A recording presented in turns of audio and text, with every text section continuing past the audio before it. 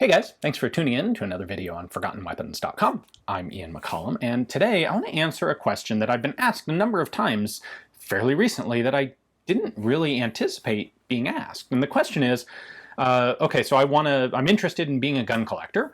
What guns do I need to own? Like, what guns should I collect? And I think, at least the way that this is phrased when people are asking me, I think it indicates kind of a fundamental misunderstanding of what it means to collect firearms.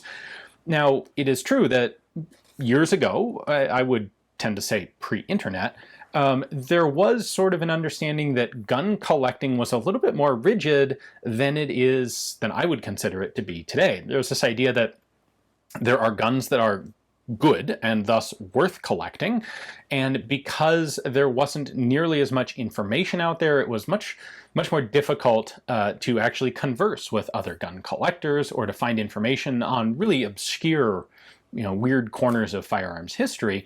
People tended to adopt this view of, okay, these are the guns that are officially like community sanctioned as collectible, and they're basically like Winchesters, Colts, maybe Remington, but Remington's kind of like, they're like the sketchy side brother of Winchester and Colt and Smith and Wesson.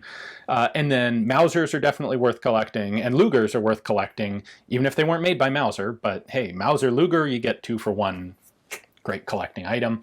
And that's kind of it. A lot of the really advanced collectors, or at least the ones who were sort of visible in public, who you could recognize as like, oh, I went to the gun show and saw some displays, and man, that guy's a great collector.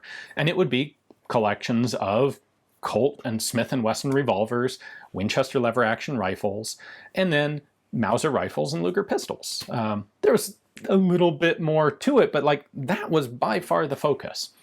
And I think the expansion of published information on firearms, and even more so, the explosion of the internet has really opened up collecting to a huge variety of things. So the way I see firearms collecting is it's all about finding something that you are interested in and exploring that subject. And it doesn't have to be like there's an infinite variety of themes that you could have. And I think theme is important. The difference between just buying a lot of guns and having a collection is focus or theme.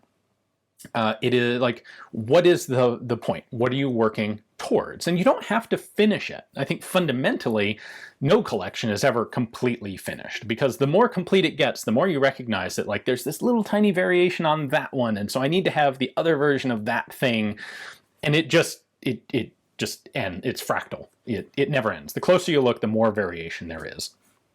So having a complete collection is a goal, but it's not something that you should actually expect to accomplish unless, of course, you have a very specific fixed scope that you're interested in for collecting. So things that you could focus a collection on could be nationality. I want to get the guns that were used by Italy, or guns that were invented in Japan, or guns that were used by Ethiopia. That, by the way, is like an unending huge thing, but that aside. It could be time period. I'm interested in guns of the 1870s or guns of the 1930s. It could be a specific conflict. It could be everybody in that conflict. Like, I want to have all the basic small arms from World War II. That's really a huge one as well. It could be, I want to have all the British small arms from World War II. That's a little bit narrower. Still will end up being infinitely fractal, I think, if you really delve into it. It could be a particular company. Like, there's nothing wrong with really being interested in Colt or Smith & Wesson or Winchester or Mauser. That's fine. You just shouldn't consider yourself necessarily limited. Like, other gun collecting focuses are still legitimate gun collections. And there are lots of other small companies. Maybe you're really interested in Newton rifles. That's an unusual one. So collecting everything that a particular company did. Could be caliber. I know one guy who collects based on serial number, and I don't remember what the number is, but there was one serial number that had a particular significance to him. It was like 33 or something. And he has a whole collection of guns that are serial number 33. And it's not particularly important what the gun is or who made it or where it came from. It is based on the serial number. And that's a legitimate thing too. Like, the whole point of this is you're not doing it to satisfy someone else's external expectations of what a gun collection ought to be. You're doing it, hopefully, presumably, because it is a subject that interests you. And if you like Elbonian guns from the 1920s, then Godspeed, do it. In particular, because we have the internet, because we have such ready access to both informed, knowledgeable people all over the world, and also within our own legal jurisdictions, access to guns for sale in a way that just wasn't even conceivable before the internet, it's a lot easier to collect some of these really weird niche specialty areas, and frankly, a lot of them are less appreciated, less valuable, and less costly than the Colts, the Mausers, the Lugers, and that sort of thing. Frankly, that's one of the reasons that I chose French as one of my own collecting specialties years ago. Was, first off, they're really interesting, and I find the country interesting, and the historical ties between the US and France are interesting, and all of their involvement in military conflicts is interesting. But it sure doesn't hurt that they generally had a pretty poor reputation in the US. Nobody was really interested. There wasn't really any literature written, and so the prices were relatively low compared to other stuff because people didn't know and people didn't care. Like, there's nothing wrong with collecting guns that nobody else is interested in, and guns that other people think are junk. Because almost any of these fields, I think, if you have that like core interest of there's something about whatever it is that you like, there's a tremendous opportunity to dig into the details and to find out everything there is to know about that subject. And I think that fundamentally is the purpose of collecting. It is to satisfy curiosity. There are people who will build a gun collection as an investment, which, by the way, I would not recommend. I don't think it is the ideal financial value holder, value builder.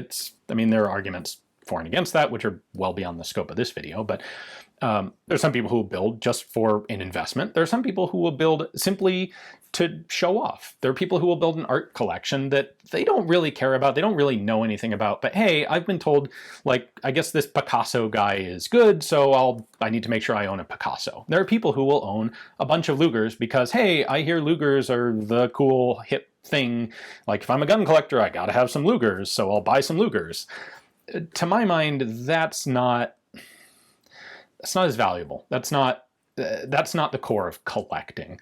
The core of collecting is to satisfy your own curiosity and to learn more, and ideally, given enough time, to teach other people about the cool stuff that you've learned. Because if you dig into virtually any field of collecting deep enough, you will start basically doing your own primary research, whether it's documentation in some archive somewhere, or simply having physically seen and being really aware of more examples of something than really anybody else has ever bothered to take note of, and you'll start discovering things about those guns. And maybe they're trivial. Maybe you and 3 other people on the planet care, but that doesn't matter as long as you care about it. So when someone emails me and says, like, I'm interested in collecting guns, what should I start with? My question is always, what are you interested in? Find something that really sparks your curiosity and your passion about the subject and start collecting that. And anyone else's opinion, including mine, by the way, is irrelevant to the discussion as long as it's something that you enjoy.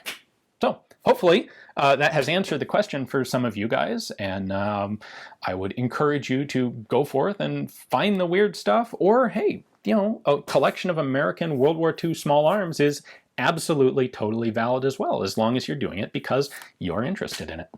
Thanks for watching.